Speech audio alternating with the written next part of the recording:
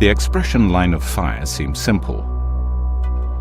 Well, if you're talking about someone firing a gun, shooting an arrow, or throwing a stone at a target, it is. It's the trajectory of the missile, and anyone who gets in the way gets hurt. They're in the line of fire. But when you apply it to working situations, it's not nearly as straightforward. Let's look at some examples to see what we mean. These are reproductions of events that actually happened.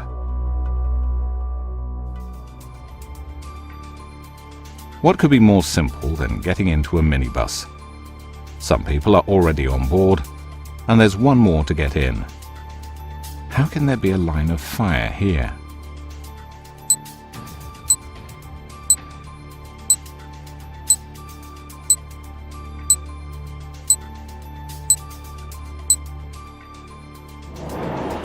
Well, the man getting into the seat behind the driver discovered there was. Someone in the rear didn't realize his hand was there and closed the sliding door. Result, a broken finger. Here in bad weather, a tugboat is helping to maneuver a vessel alongside a platform. They need a line to secure the vessel, so a member of the deck crew opens the forward hatch on the forecastle deck to get one from the locker. Do you see any line of fire?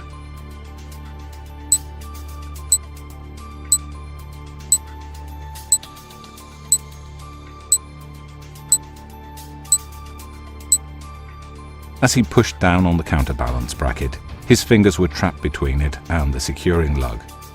He fractured 3 of them.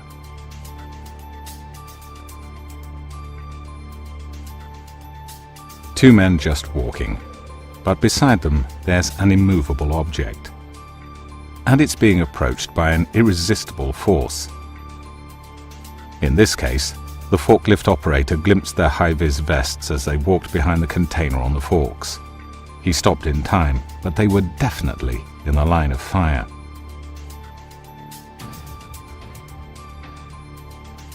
This breast line has been passed to the mooring boat, but as the slack is taken up, it catches on the fairlead roller.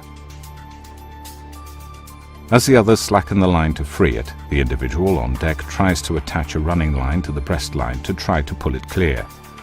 Can you see any line of fire here?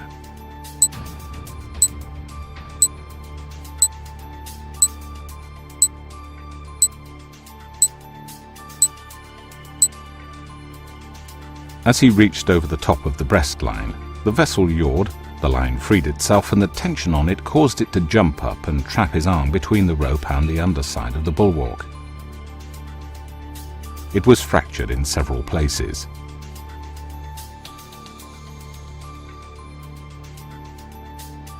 Two men are getting ready to feed an umbilical overboard via a chute. One is holding the hook, the other is feeding the strop into the chute.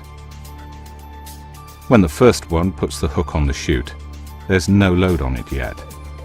But the second one begins to feed out the wire. Okay, again, any lines of fire here?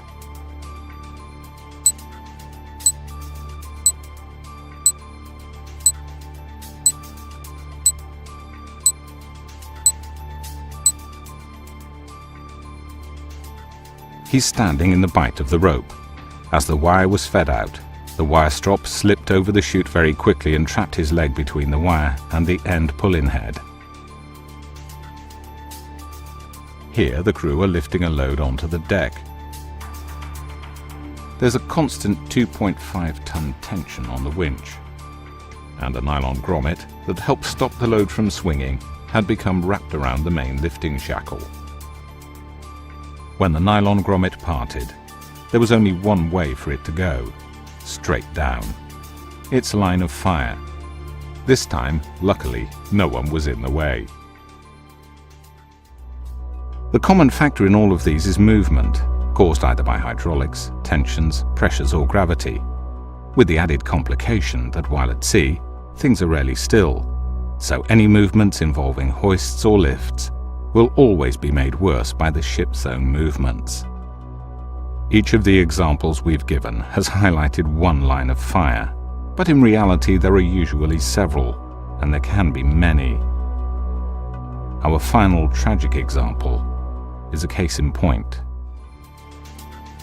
It was a 3-ton load which had to be lifted from the main deck, swung across and lowered onto the spar deck. It was on a single sling, and its configuration created an offset center of gravity. But this wasn't the only factor.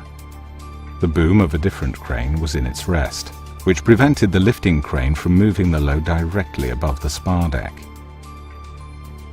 The result was that the load was swung in against the spreader bar and then slid forward towards the senior rigger's location, crushing him against the cargo rail behind him. The momentum of such a large load could be increased by the crane's swing. Its offset center of gravity could make it rotate faster. Its contact with various parts of the spreader beam on the spar deck as it swung would also affect its behavior. And of course, the vessel's own movements are an added factor. Any combination of some or all of them could produce unpredictable results. Once force is applied to anything, it sets up tensions, movements, pressures, which build up force and energy, which can be released suddenly and in sometimes unexpected directions. Where movement is happening, or can happen, there'll always be potential lines of fire. Our awareness and anticipation of that potential has got to be sharp all the time. Don't put yourself in the line of fire from any direction.